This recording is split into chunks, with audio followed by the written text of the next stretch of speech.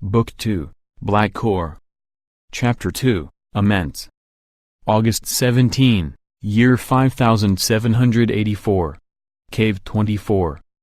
Several days after the Young Mist Users Conference, Jinka returned to work with a heavy heart. The past few days were hard to bear.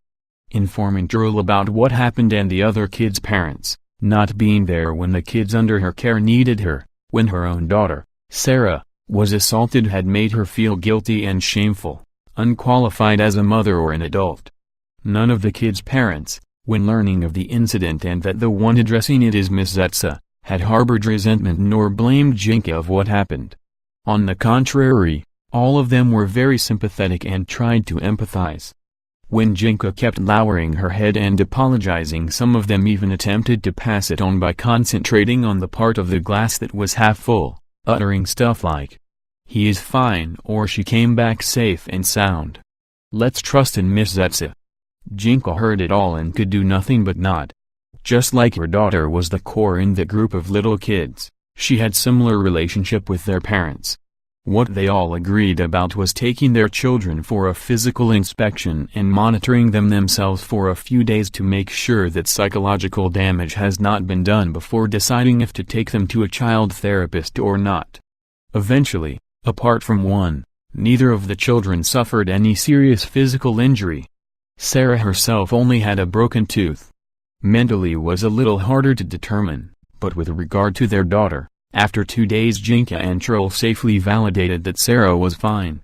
Her concern for her friends and more than anyone else, Zach's, made them rediscover their little girl's assertive personality. Jinka stirred the soup of the evening's menu, unaware of the burning smell until it was scorching in her nose. Jinka. Eleanor, the chef of Forchets at Kuchk's, rebuked. Ah! Jinka was thrown off balance, her stirring hands were shaking and her eyes tearing up. "I'm sorry," Jinka said in a trembling voice. "Concentrate on your servings." Eleanor barked at the kitchen staff that diverted stupefied looks at their sous chef. Hastily, sound of cutting knives, meat grinding, ovens opening up and closing, pans falling and rising from the stoves and so on, brought back to initial livelihood of a hard-working kitchen. "Come with me to the back, Jinka. Dutska, see if you can save the soup, otherwise tell the waiters to take it down from the menu," Eleanor instructed, then turned and exited first through the door to the alley beyond the kitchen. "Spill it, Jinka, what happened to you today? Since morning you are moving around the kitchen as if you are being possessed. I assumed that it's related to the 2 days off that you've asked for. I didn't ask in case it's a personal matter, but this is the evening rush. I can't let this go on, you know. I'm very sorry, chef, Jinka could not hold the frustration inside her anymore. The pressure accumulated in the past few days broke out. She lost her footing, fell on her knees and sobbed and sobbed. No, what happened to you, Jinka?" Eleanor grabbed and lifted Jinka to her embrace. One lived in Cave 24, the other in Cave 25. They met each other only at work and rarely got together afterwards with the other kitchen staff. Nevertheless, they knew each other for a long time, so even if there was not deep amity between them they still could not avert their emotions when the other was in a time of crisis. After 10 minutes Jinka raised her head, her eyes were red and her fists were clenching Eleanor's chef coat. She opened her mouth and finally felt willing to let somebody in on the agony she had repressed and thought that she was accountable for. "Oh, Jinka. You should not torment yourself over it. The differences in classes are inequitable. There was nothing which you could have done. Blaming yourself will only make you pointlessly drown in sorrow. Jinka, will you listen to my proposal?" Although she lived in Cave 24, Eleanor was from the upper middle class. Like the parents of Sarah's friends, she, too, could empathize with Jinka. Furthermore, as the chef of a modest restaurant she was invited, sometimes as a guest, sometimes to cater, to numerous events and so met many of the high class's faces. They, Eleanor, Jinka, all the people who were close to them were simple people with simple ambitions, simple way of life. To them the saying "those who do not march on the martial path would forever be counted among the powerless" did not intend to undermine their confidence or be unfair. Much like them, it was the simple truth of this day and age, and the powerless had to cope. Anyone below the high class or with insufficient martial achievements was considered powerless, which were more than 75% of Kingdom Earth's population. Lonahora could not scheme a grandiose plan to alleviate Jinka's trauma, which was created by the two men of the Martinez family, but she could help her in another way, toward those who truly mattered to Jinka and shared the difficulties of the incident she told her about. August 19, year 5784. Cave 24. Forchetsetkutsk closed early for a private occasion. Per Lonahora's instruction, Jinka invited Zax, Dane, Annette and their parents to a compensatory evening in Forchetsetkutsk in the pretense that the owner of the restaurant, Michelo, wanted to express his deepest regrets for what happened in the Young Mist Users Conference, because he was the one who urged Jinka to take the tickets to the event and most definitely go. Of course, Allison took care of everything on owner Michelo's end.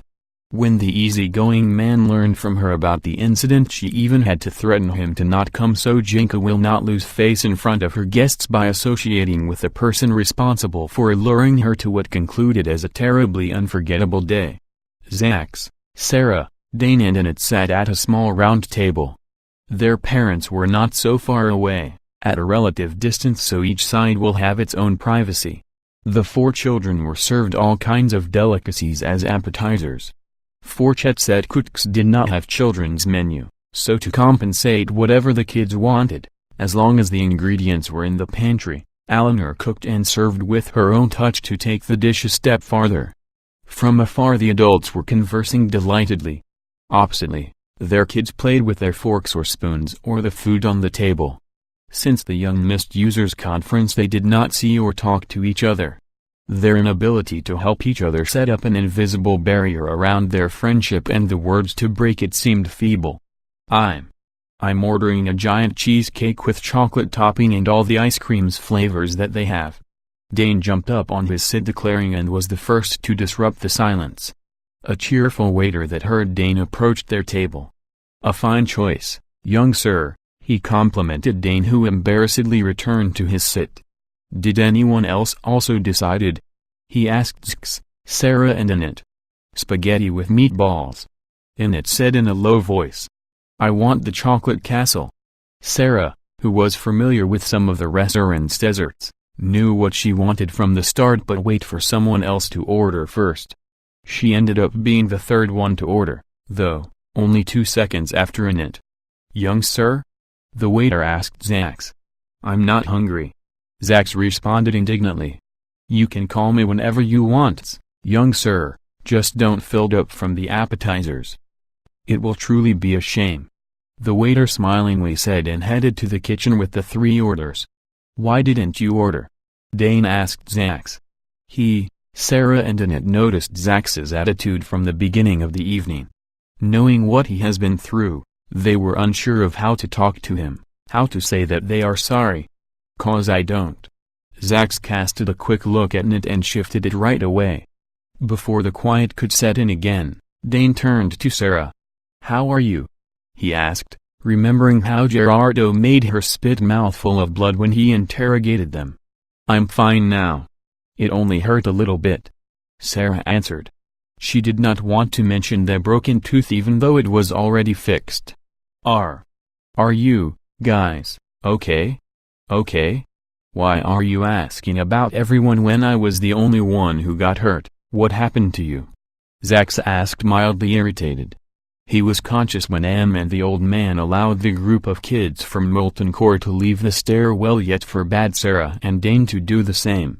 When Sarah got hurt he could not recognize anyone anymore, apart from the old man, but afterwards, at home, the thought crossed his mind that his friends perhaps also been through something bad when he was out of it. "You did not see?" Dane asked and started reciting. All the while that the 3 were talking, and it was the quietest one. She spotted how Zax looked at her and how leaned to the right, the opposite side of her, when she asked for spaghetti. For some reason that made her feel like a bone was stuck in her throat. Was it because she gave up her seat? because she was against fighting with the other group of kids. Is he upset with me? She got back with Auntie. Suddenly with a bump on the table, and it lifted her head in surprise and saw Zach's looking at her. His light brown eyes were clear from the initial aggression and were stunned just as hers. As if a sea of regret overwhelmed him, Zach's recollected the sounds, the sights, even the smell of blood in the stairwell, all of those things that the outer mind of a mist user might lose track from, but the inner mind will record instinctively. His mind was not at that level yet, but he was close, and it happened just a few days ago, so remembering under a sudden circumstance was feasible. It. Zax felt that he mistreated her, that he mistreated Sarah and Dane, too. If it were not for his excessive self-confidence, neither of them would have been hurt. Tears began to dirty his face, two salty streams that following them he lost total control of his emotions, sat down and buried his head on his knees. The group of parents that watched from afar since the bump on the table stopped themselves from getting up to comfort the poor kid. Marco and Leyland restrained themselves with aching hearts. The pleasant waiter, too, waited patiently holding a tray of refreshments. Anyone who was not part of the small table just watched as the other three children gathered closely around their crying friend, crouching beside him, softly caressing his head and back, shading their pent-up tears and grief while hugging him till all that remained was an unbreakable one loving bond.